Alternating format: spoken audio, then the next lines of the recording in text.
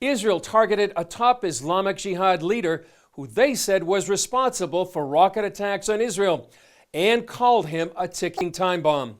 In response, the Iranian-backed group in Gaza fired hundreds of rockets into Israel. CBN Middle East correspondent Julie Stahl has that story. Mission accomplished. That's what Israeli Prime Minister Benjamin Netanyahu said of the three-day military operation against Gaza. The goals of the operation have now been fully achieved. The goal of the operation was to target the commander of the Islamic Jihad in the Gaza Strip. He was eliminated, along with dozens of terrorists and dozens of important Islamic Jihad infrastructure targets. Our enemies got the message. We can reach anyone, even in their beds. The latest round of violence started with Israel's assassination of senior Islamic Jihad official Abu al-Atta in a targeted airstrike on Gaza.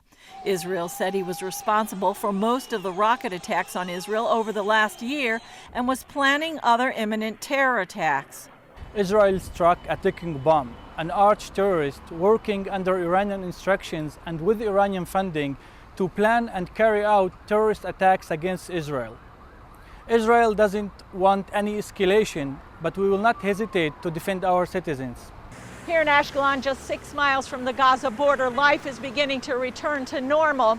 One home here suffered a direct hit, and a woman was moderately injured from flying glass. But without the Iron Dome and shelters in most homes, the casualties and damage would be much worse. All those interceptions are miracles. If we could only imagine where those missiles would have fallen, on cars, on houses, on shopping centers.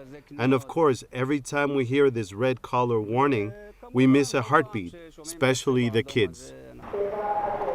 Israeli communities within 25 miles of the Gaza Strip were shut down for 4 days as Islamic Jihad launched some 450 rockets at Israel that went as far north as Tel Aviv.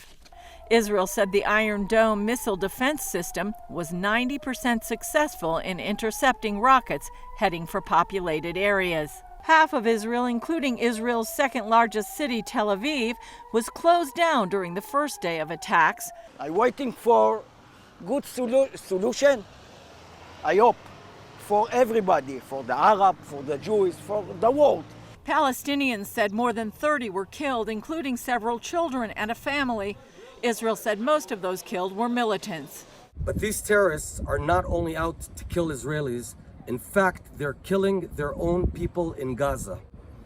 At the cost of every rocket they shoot, they could have built another Gazan classroom. After 2 days, Islamic Jihad announced that it had agreed to a ceasefire.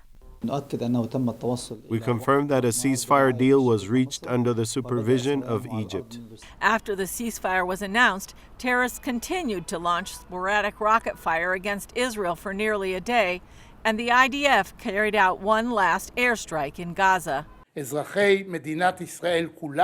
We made it very clear that we are not looking for escalation and that quiet will be answered with quiet.